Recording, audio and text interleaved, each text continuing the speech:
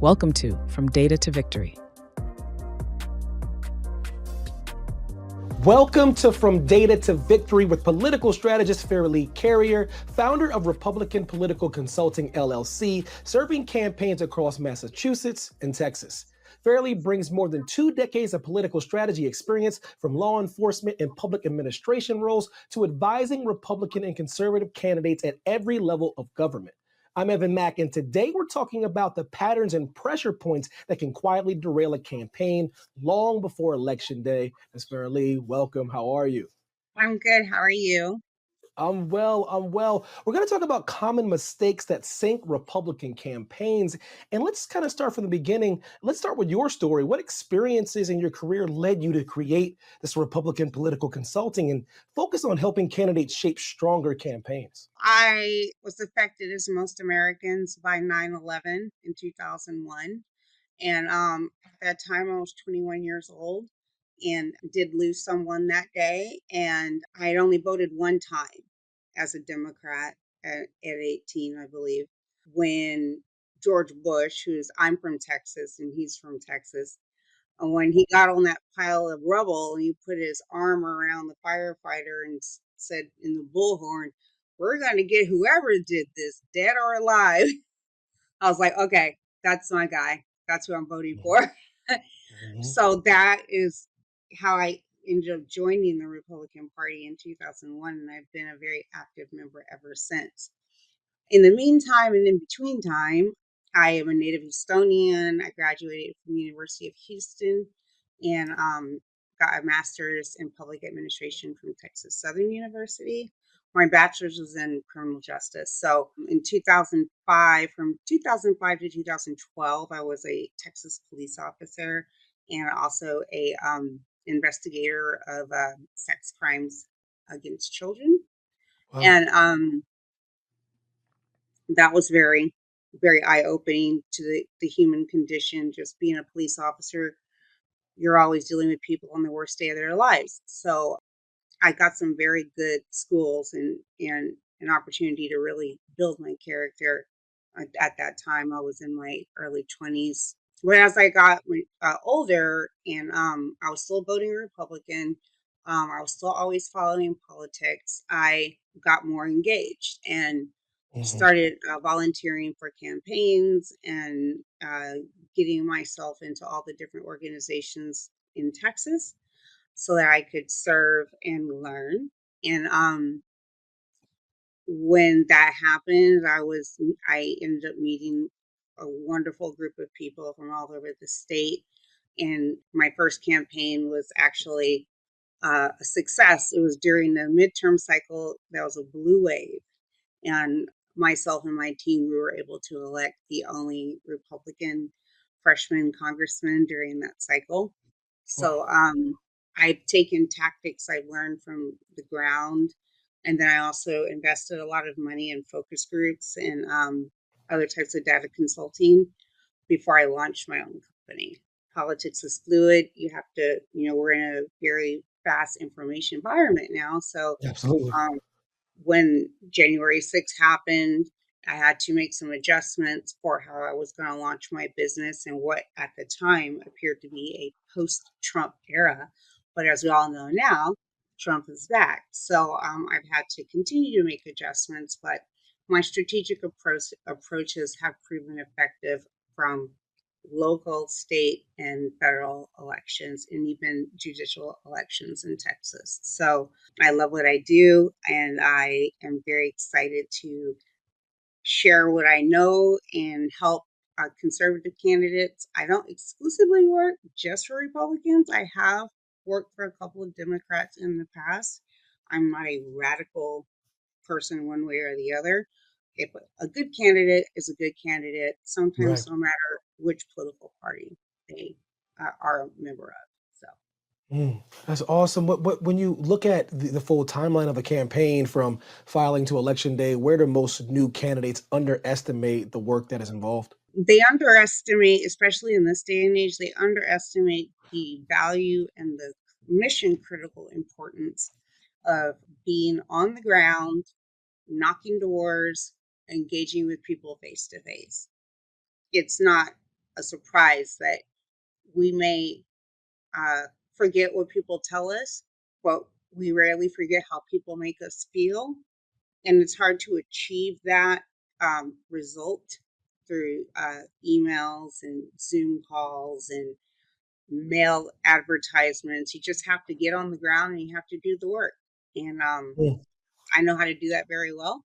So I've been able to keep my candidates elected in DC, and I've helped new ones as well. Amazing. Many campaigns pour energy into the message or maybe the image before the structure. What kinds of foundational steps tend to get skipped early on? Well, with early on, when people don't have a consultant such as myself, so they're not being guided, they're just trying to go at it on their own. They tend to skip actually creating tangible policies as a narrative. And with my expertise in public policy, that's one of the services I do help provide. Is okay, you want to be this politician. What types of policies do you want to implement? Or would you be willing to work across the aisle to get done?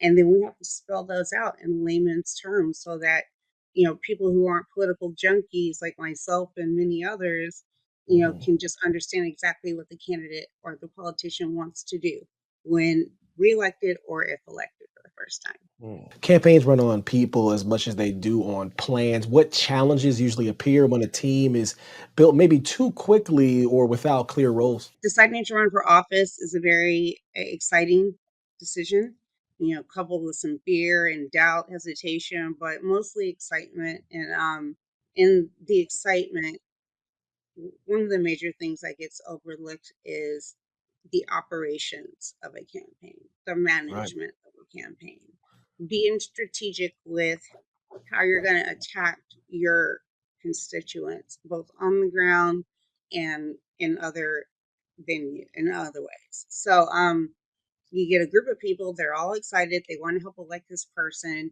And then many times I've seen campaigns where everyone that's working or volunteering on the campaign is sort of doing their own thing. And that creates a an unbalanced outcome where if you plan first, even before you start taking on volunteers, even before you hire a campaign manager and a treasurer, etc., you need to have a plan with how you want to run your campaign. And Mm. that requires you having a very intimate knowledge with your voter base, your constituents, your district, your town, your city, your state, or whatever election you're trying to be victorious on. I've seen this oftentimes, maybe no matter what level of election or role in office for many years. Uh, but in your experience, how can misinterpreting voter data or polling numbers cause a campaign to maybe lose focus or kind of lose sight of what's really going on? I'm huge on data. That's why we're talking about data to victory. I've done a lot of data work for multiple Republican organizations, including at the national level, and I'm somewhat of a data geek. So, I many flaws I see is that people will obtain voter history, um, and only Mhm. attack the easy votes. Like Mhm. if someone is a registered Republican and that's how they registered in the Secretary of State. Mhm. In Texas, at least, you can see the historical voting trends where, you can see where a person has always voted Republican. They may be registered Republican, but sometimes they vote Democrat and vice versa. You really have to understand what those designation means in voter data. And a lot of politicians simply just don't know what it means. And that's where someone like me comes in, where I can say, okay, this is what happened last time in your race. And here's what happened 3 cycles beforehand. Um, we can look at voter activity and determine which voters we should actually spend more time on. Sometimes candidates believe, and it's common sense to believe, let's just take the data of the Republicans or let's just take the data of my party. I only want to target those voters. Well, there's a saying, preaching to the choir, but Mhm. we have a huge independent voter populace now. in America, and those votes are up for grabs by any candidate. So when you look at the independent voters and their history, you can come up with very specific strategies of how to target your geographical area where your constituents live. For example, Mm. um, um, a lot of times minority communities are overlooked for various reasons, but it goes back to people won't remember what you say, but how you make them feel. Right. Um, I've experienced going into lower socioeconomic neighborhoods that tend to be minority population, and people are just so happy that you knocked on their door or that you took the Hmm. time to talk to them. And there's ways to door knock. I have strategies for that as well. There's a technique to it, but at the end of the day, people will remember you as a representative of the campaign, that you came to their house and that you took time out of your day to actually knock on their door. And even if that encounter lasts for an hour and a half, um, that that is a way you can actually guarantee votes. So spending time with the people is A important. communication strategy is also very important as well. What separates messaging that connects with voters from messaging that simply fills airtime? Messaging across the board can really only be delivered in one way. So slogans are important. Slogans that cater to the things that are important with your voters are even more important. But if you flood out your slogan like John Doe, um, um, you're the best choice for Houston, John Doe. That can quickly evolve into something that's more generic and kind of corny in a way, because what does it mean to be quote for Houston? You know, a lot of candidates don't want to put themselves out there for the political party that they stand for. And I understand those challenges sometimes. And then there's different types of elections where they are nonpartisan. But the more authentic your messaging can be, Right. that is the best way to communicate. Um, I always subscribe to going full disclosure. The Mm. candidates I work with who are open about struggles in their life, both personally and professionally, and how they overcame those struggles and how they landed in the current place of wanting to represent their, their city or their constituents. Storytelling is very important. So you can have a slogan, and that's great, but that slogan better have a way of communicating that there's a story behind the slogan. And then Mm. that way, if someone gets a postcard or if they get an email, Right. they might be more inclined to reach out to the campaign to figure out what this guy or this girl is about, or at least go to the website. You've managed efforts in both Massachusetts and Texas, two very different political environments. What are some regional differences that campaigns have to recognize to avoid costly mistakes, not kind of trying to do the same thing in a different place? I just started my work up here in Massachusetts in 2020, but my work in Texas goes back to like 2001, 2002. Texas is obviously a red state, a Hmm. Republican state. Massachusetts has been a blue state since 1980. And there are regionally cultural reasons for both. You definitely have to, as a Republican in Massachusetts, I have very specific frameworks and techniques for my Republican candidates in Massachusetts because the approach is totally different than it would be in Texas or Hmm. maybe other red states. It's important to know who your audience is. And you also need to know if you're a Republican in a blue state, you Hmm. are essentially not behind enemy lines in the extreme sense of the term, but you're going to have an uphill battle. Um, Absolutely. I've become intimately aware over the last 5 years of the challenges many Republicans have had in Massachusetts. There are many, many, many challenges in Massachusetts for Republican candidates. So I've learned a lot. over the past 5 years, and I've made adjustments on my end to how I consult and advise as a result. In Texas, the biggest hurdle there is if you're running for, say, a state senate, state or U.S. Senate, or any position that is a statewide election. Unlike Massachusetts, Texas is one of the biggest states in the country. It can take from Galveston, Texas, which is by the Gulf, up to Amarillo, which is the far north end of Texas. It can take you almost a day, or at least 16 hours, without stopping to drive north to south to Texas, and about 14 to 15 hours going east to west from El Paso all the way to the Louisiana border. So you've got to build in time for that, because that's a lot of doors to knock. And when you're dealing with a huge geographical area, the approach to data and how you're going to run the campaign before you even get started is absolutely critical. In Massachusetts, it's also critical, but in a different way and for different reasons. So every election cycle brings new technology, new trends, different campaigns do. How can these campaigns tell the difference between a useful innovation and a distraction that wastes resources? Sure, that is where someone like myself would come in. Mhm. I am certified as a political consultant, but I know I'm also a wannabe statistician in a way. I'm like a self-trained data person.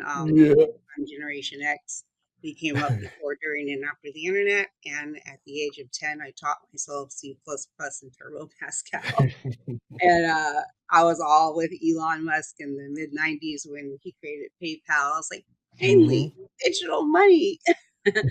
So I've always been a bit of a geek in that sense, but my life experience and my education along the way has helped me to be able to communicate more effectively, like how you can make the data work for you. In terms of the different types of technology, candidates often fall into, because as soon as you file your paperwork as a candidate, candidates are flooded with all kinds of advertisements and emails and texting services, print media services, vendors like for t-shirts and all kinds of stuff, and then website building, all of that stuff. Those tools are great, but they're only as good as the user is, like most technology. So a lot of candidates end up running out of funds by investing in a lot of these technologies or services that give you the technology, and then they don't use it and they wonder why it's not working. So one of the things that I do is I build my own websites from scratch. I also build mobile apps for my clients, and I present basically like charts, graphs, linear outlooks with analyses. I populate all the data into a proprietary software program that I built that analyzes what voter history or what the district or the candidate's area needs, and how that candidate can address more efficiently, whether it be through technology, whether it be through face-to-face. Older voters tend to respond well to postcards in the mail. Right. Younger voters, not so much. They want QR codes. They want to be able to go to your site or your social media. So, in my company, we've adapted to all of that. So,